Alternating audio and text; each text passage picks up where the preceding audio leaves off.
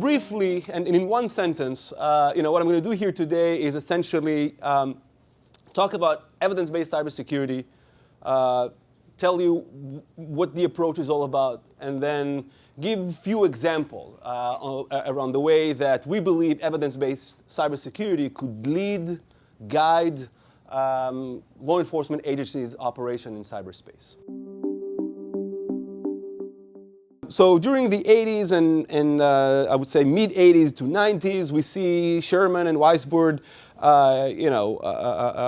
running many analysis, running many studies in different states across the United States. And one of the interesting findings that they were able to report was that of a hotspot of crime. And it seems like we're experiencing a very similar problem to that we experienced 40 years ago in the context of street crime, this time in cyberspace. Unfortunately, I can't really give you accurate assessment with respect to how much cybercrime we have in our society because we have no official portal, no official organization collecting data on that. But what we do have is the Internet Crime Complaint Center reports, their annual reports for citizens, submitting their complaints on cybercrime incidents that they experienced. And what we see is that, between 2017 and 2018, there's a huge increase in the volume of losses for different types of cybercrime here in the United States, from $1.4 billion to $2.7 billion. And this is what evidence-based cybersecurity is all about. Okay? Evidence-based cybersecurity is essentially an approach calling for moving beyond decision makers' political, financial, social background, and personal experience into a model which tools adoptions, policy enforcements, those decisions are made based on scientific studies findings. And that's what we hope to bring into the picture. The evidence-based cybersecurity approach is focused on the human. We bring technology in, and I think that's a key thing, and that's what sort of differentiates us from other groups, right? I mean, you have many groups that study cybercrime. Most of the groups out there are either very technical or very, human-based. We bring both.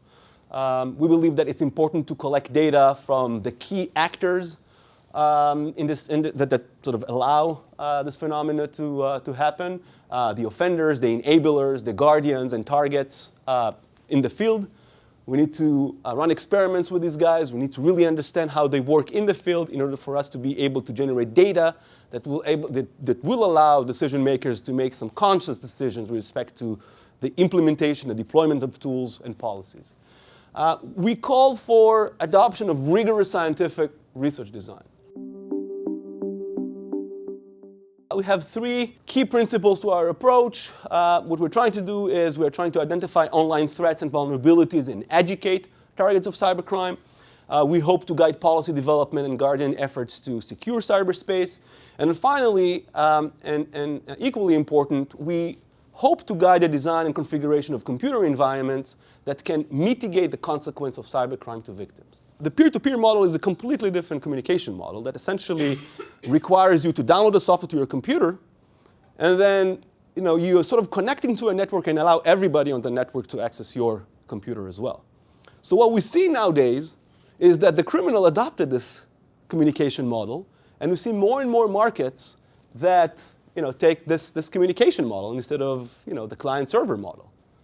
OpenBazaar is one of those markets that we've discovered recently. You need to download the software, you need to start talking to people, and this is how you increase the increase the network, expand your network, and are able to buy more and more illegal and legal commodities as well. So this is one area that if the feds will try to take a server down, they will not be able, right? Because everybody, right, has access to everybody's computer. So taking down a server will not work in the context of peer-to-peer. Another reason why we believe that this approach that the feds take in taking down server is not really effective is that we see many criminals move into WhatsApp, Jabber, Telegram, those communication channels that are one-on-one, and they simply open groups there.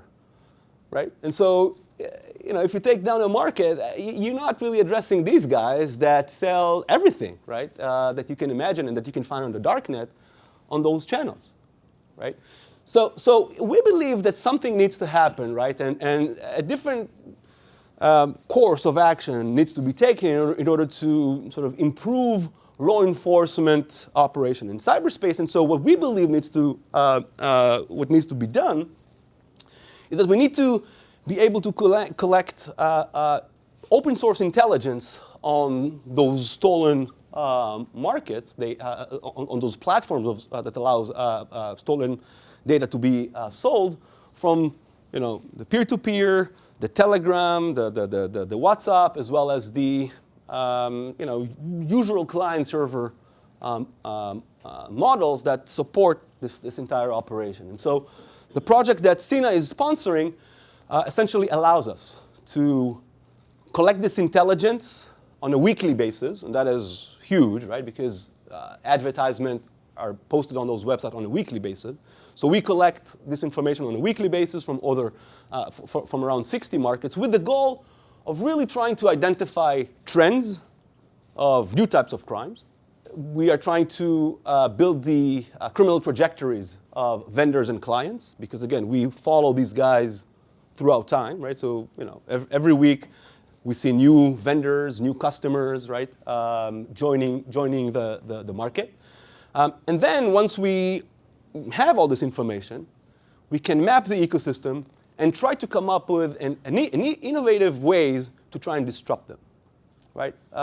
It will not be taking down servers, but it will be injecting intervention that will potentially disrupt the whole market and hopefully dissolve the whole network.